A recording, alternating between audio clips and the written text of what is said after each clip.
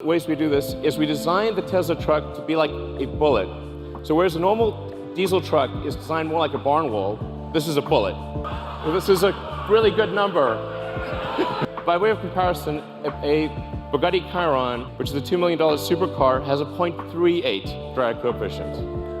This has got a better drag coefficient than a supercar. What if I told you the richest man on earth looked at a $3 million Bugatti and simply didn't care? While other billionaires bought yachts, mansions, and private islands, Elon Musk was selling his houses and getting rid of possessions. And when it came to the ultimate status symbol, the Bugatti, he simply didn't care. Not because he couldn't afford it, because to him, it meant nothing. And that reveals something fascinating. What happens when a person no longer feels the need to prove they've made it? The man who sold everything. Let me take you back. It was 2020. The world was in lockdown. Financial markets were in chaos. Restaurants and bars face the most uncertainty, and many have already gone out of business since the lockdown began. And people everywhere were questioning everything they thought they knew about money and security.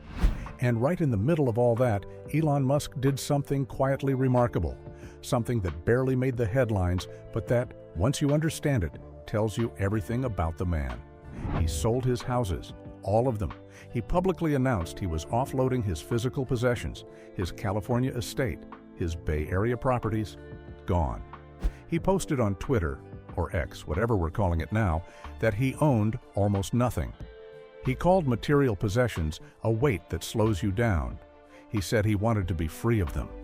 Now, think about the world he exists in. Think about what his peers were doing at the exact same moment. Bernard Arnault, the luxury goods emperor, a man who runs LVMH, who literally profits from selling the dream of owning beautiful things, was quietly expanding his personal art collection. Some LVMH shareholders want a clear idea on the company's future. They want to know who Bernard Arnault plans to hand leadership of the luxury giant to. Jeff Bezos was commissioning a super yacht so enormous it required a secondary support yacht just to follow it around. Larry Ellison had purchased an entire Hawaiian island. These are the Bugatti buyers of the world, the men who measure success in horsepower and hull length. And here's where it gets interesting. In various interviews over the years, Musk has been asked directly about luxury cars, about Bugatti specifically, and his response has never been excitement or admiration. It's been something closer to genuine indifference. He's spoken about cars in terms of their engineering, their utility, their ability to move people from A to B in a way that doesn't destroy the planet. When the conversation turns to Bugatti, the 8-liter, 16-cylinder, 1,000-plus horsepower Chiron that costs as much as a small building, he essentially shrugs. Not because he can't afford it, because in his worldview, it doesn't make sense. And that distinction between can't and won't is everything. Other billionaires want the Bugatti. They want what it represents. The sticker price is the point. The exclusivity is the point. Pulling up to a restaurant in a Bugatti Veyron says, "Look at me, I have made it." But Musk doesn't seem to care about making that statement. In fact, and this is the part that should really make you think, he appears to actively resist it. The richest man in the world looked at the most expensive, most coveted car on earth and said, "No thank you." Man, Elon Musk, to become the world's richest man. Why? The psychology of enough to understand this, you have to get inside Elon Musk's head a little. And I mean really inside, past the memes, past the Twitter drama, past the Tesla stock swings, down to the actual operating system of the man. Musk has talked openly about what drives him, and it's not comfort, it's not status, it's not pleasure in the conventional sense, it's problems. Specifically, the biggest, most impossible problems he can find. He has said, and I'm paraphrasing here, that he spends almost no time thinking about personal luxury. What occupies his mind is the future of civilization, climate change, artificial intelligence, the survival of the human species. These are not small topics you casually think about between car purchases. These are the kinds of problems that consume a person entirely. This is the part nobody talks about. When you are genuinely obsessed with solving civilization-level problems, the Bugatti question just never comes up. It's not that he's being disciplined or frugal or putting on a show. It's that a $3 million car simply doesn't register as relevant information in his brain. Think about that for a moment. Think about how different that is from how most of us think about money. For most people, and be honest here, money is a scoreboard. You earn more, you spend more, and the spending is a public signal. A new watch, a bigger house, a faster car. These are the trophies we display to tell the world, I am doing well. I am winning. Psychologists call this conspicuous consumption. The idea was developed by economist Thorstein Veblen over a century ago, and it basically says that humans, especially wealthy humans, buy things not for their functional value, but for the social signal they send. The Bugatti is the ultimate Veblen good.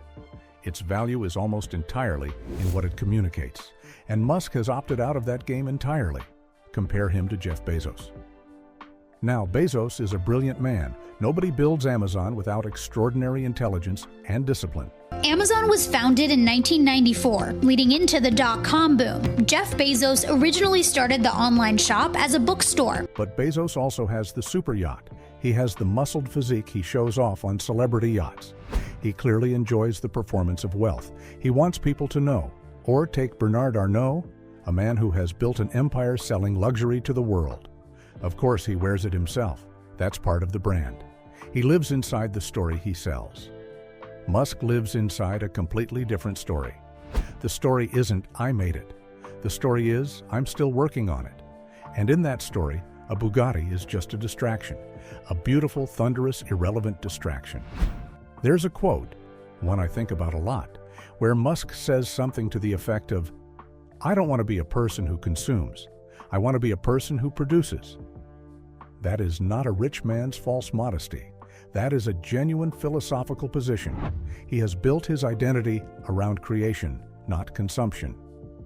And here's the psychological kicker.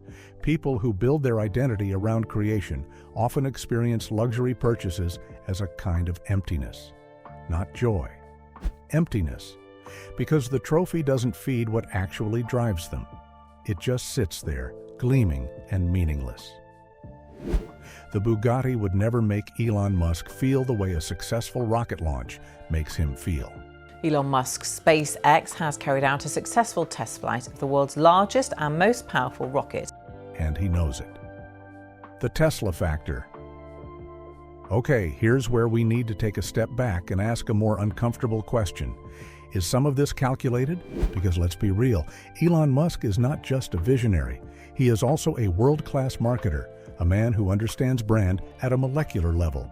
And there is a version of this story where refusing to buy a Bugatti isn't just a lifestyle choice, it's a strategy.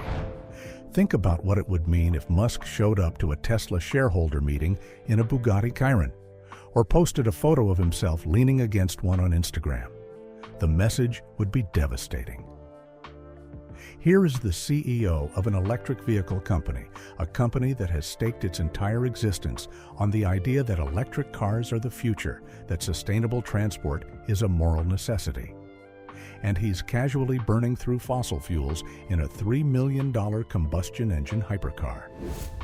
The backlash would be immediate, intense, and completely deserved. And Musk knows this. He is many things, but he is not unaware of optics. But here's what makes it interesting. I don't think it's only a strategic move. I think the strategy and the genuine belief happen to align perfectly. He actually doesn't want a Bugatti, and it also happens to be terrible PR to own one. Those two things reinforce each other in a way that makes the whole thing feel effortless and authentic. That is actually the most powerful kind of personal branding there is, when who you actually are lines up completely with who your brand needs you to be. Compare this to, say, a luxury automaker CEO who preaches sustainability at conferences and then gets spotted at a valet in a V12 Ferrari. The dissonance is corrosive. People feel the lie immediately. Musk doesn't have that problem. because the values are real. But stay with me. There's another layer here. Bugatti and Tesla are not direct competitors in the traditional sense. You are not choosing between a Bugatti and a Tesla the way you choose between a Ford and a Chevy. They serve completely different psychological functions. Bugatti sells desire. Tesla sells conviction. But at some level, they compete for the same headline. What does a truly extraordinary car look like? And every time Musk drives a Tesla instead of a Bugatti, he is casting a vote. He is saying, this is what extraordinary looks like now.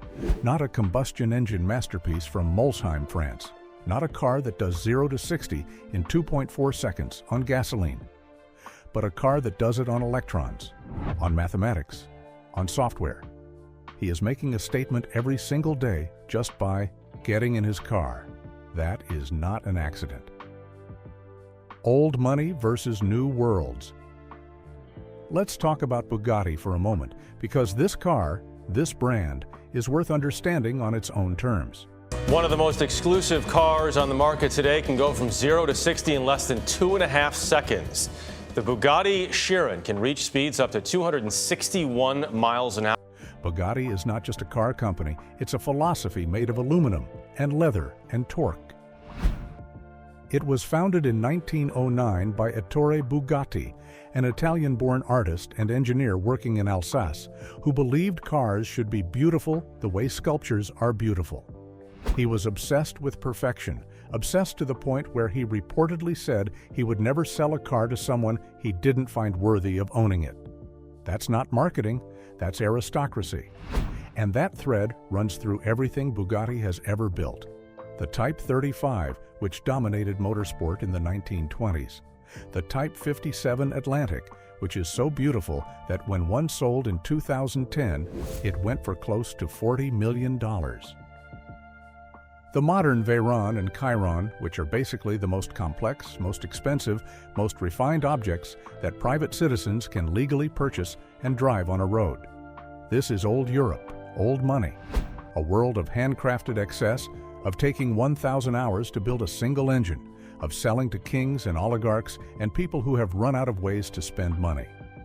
It is essentially the pinnacle of a very old idea about what human achievement looks like. You make something impossibly, breathtakingly beautiful, and that beauty in itself is the point. Musk represents the complete opposite of that idea. Where Bugatti looks back, at craft, at heritage, at the glory of the internal combustion engine pushed to its absolute limit.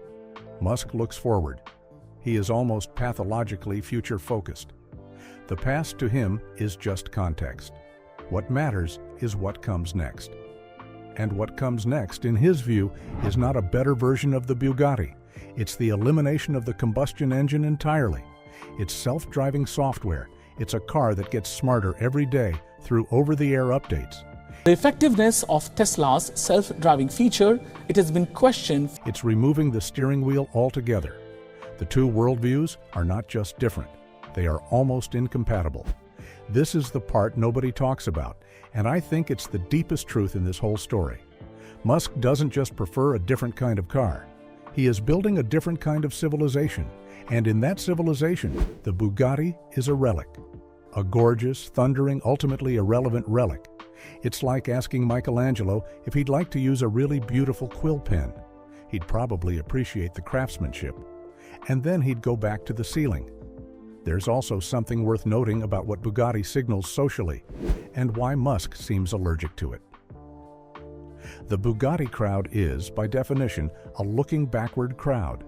It's the crowd that celebrates what has already been achieved, the established, the proven, the legacy.